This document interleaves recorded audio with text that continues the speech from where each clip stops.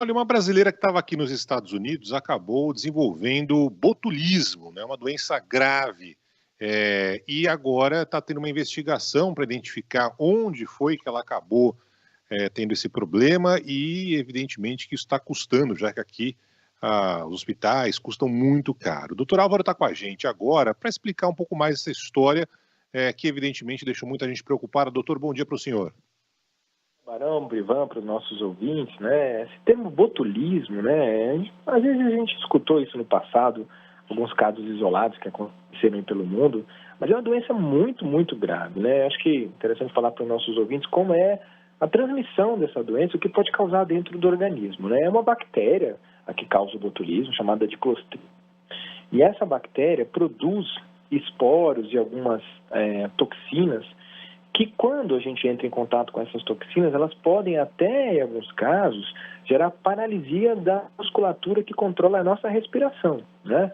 E esses esporos dessa bactéria, eles têm lá na natureza, no solo, em alimentos, né? E muitas vezes o chamado botulismo alimentar é quando você ingere algum alimento contaminado que tem essas toxinas.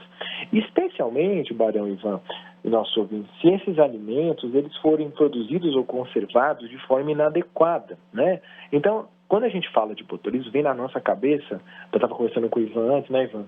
Aquelas conservas, especialmente aquelas artesanais, palmito, picles, aqueles produtos que às vezes a gente não sabe como foi conservado, defumado, coisas artesanais, como foi conservado, defumados.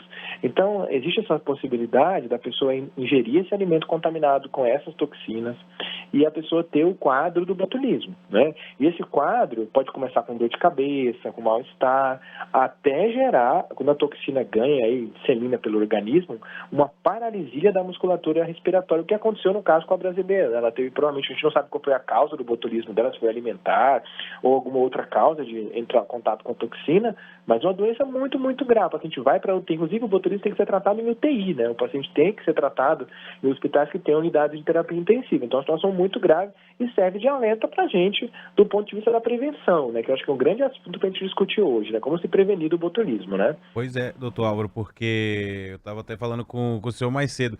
Eu sou de uma geração que nasci meio traumatizado com minha mãe falando: não pode comer o palmito direto da conserva, ovo tem que ser com a gemadura, porque senão pega botulismo. E isso foi uma coisa que eu acho que muita gente deve ter crescido ouvindo também. É assim mesmo, cara? É Qualquer isso tipo de mesmo. alimento cru você está sujeito a pegar? Vamos trazer essa discussão, acho que é excelente para a gente orientar os nossos ouvintes, né? A melhor prevenção dessa doença, que é muito grave, né, é o cuidado com o consumo e quando você compra alimentos, né, e claro que higiene também, de mão, tudo isso a gente já sabe. Mas evitar a ingestão de alimentos em conserva, quando você vê uma lata estufada, o vidro embaçado da conserva, embalagem danificada, alteração no cheiro, na aparência, ou esses produtos e conservas caseiras que não ofereçam condições de segurança, você tem que chegou a algo aí que você não tem muita assim, ideia de onde vem. Fervido, tem que ter cozimento, pelo menos 15 minutos. O ideal é que você nem consuma se vê tudo estufado ou com essas alterações, né? Então, quando você faz uma conserva caseira, e tem gente que faz isso para vender, tem que obedecer rigorosamente cuidado de higiene. E quando você prepara isso, essas medidas de higiene têm que ser escritas pelo estabelecimento ou vendedor, né, que está vendendo esse produto. Mel, por exemplo, é um dos alimentos mais perigosos se ele for mal conservado, né? Então, pode matar realmente o botulismo, é uma emergência médica e então isso tem que ser obedecido e tem que tomar cuidado nessas situações. Doutor, muitas vezes quem está ouvindo a gente agora, daqui a pouco vai almoçar, né? Vai sair do escritório, do trabalho, vai comer alguma coisa na rua, num restaurante, enfim, numa lanchonete. E, evidentemente, não vai ali na cozinha para ter certeza se o alimento foi bem preparado, enfim, se o cozimento foi de fato daquele jeito que a gente espera. Tem alguma dica? Dá para evitar, sei lá, no dia a dia, tentar não ter, não pegar, enfim. Tem como evitar isso, doutor? Ou é mais sorte do que juízo? Olha, Barão, a maior parte dos casos, eu vi poucos casos de botulismo na minha vida, mas a maior parte dos casos de botulismo alimentar, porque também tem o botulismo por ferimento, né? Porque essa bactéria pode estar no solo, Então, trauma, acidente também pode causar, mas geralmente o alimentar é a principal forma do botulismo. Onde você vai comer é importante, né? Exatamente. Você faz vistoria em cozinha, se procura foco nessas vigilâncias que são realizadas, né? Mas o principal cuidado é conserva. Essa é a maior parte dos casos que eu vi de botulismo eram pessoas que... Peguei um caso, Barão, de uma família inteira que se contaminou de uma conserva que veio da China pelo correio e chegou toda em condição ruim, de estufada, provavelmente com a toxina ali dentro, e toda a família pegou botulismo. Eu tenho perguntas de ouvintes aqui, o doutor Álvaro, que é o seguinte. Primeiro, o Leandro ficou assustado com a minha frase do ovo, então vamos deixar claro aí se o ovo frito com a gema mole, que é o que os nossos ouvintes vão almoçar daqui a pouco, né, Barão? Eles estão atrás de um ovinho frito com a gema mole, ali derretendo em cima do arroz. Se isso se gera também, mesmo frito, só que com a gema mole.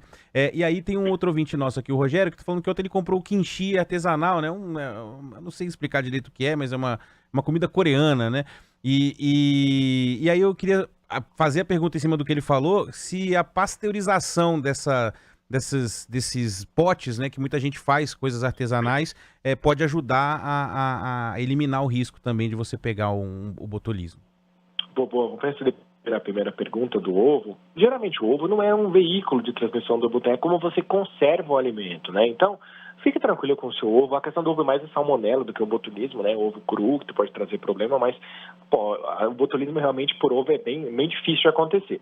Agora, a questão de produtos que são fabricados, se a pessoa que fabricou respeitou condições de biossegurança, temperatura, conservação, às vezes está escrito no rótulo, o mesmo produto artesanal, a pasteurização é uma etapa importante, a temperatura que você coloca ali, a preparação vai eliminar mesmo o esporo, então se isso for adequadamente realizado, o risco é mínimo. A questão é que a maior parte das vezes os casos de botulismo alimentar são pessoas que realmente têm acesso a essas conservas, depois de estar ali 1 mês, 2 meses, não foi conservado, foi preparado. E, infelizmente, hoje a gente sabe que as pessoas vendem muito isso, né?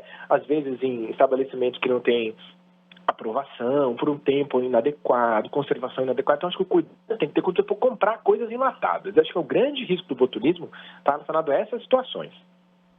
Muitas perguntas sobre comida japonesa.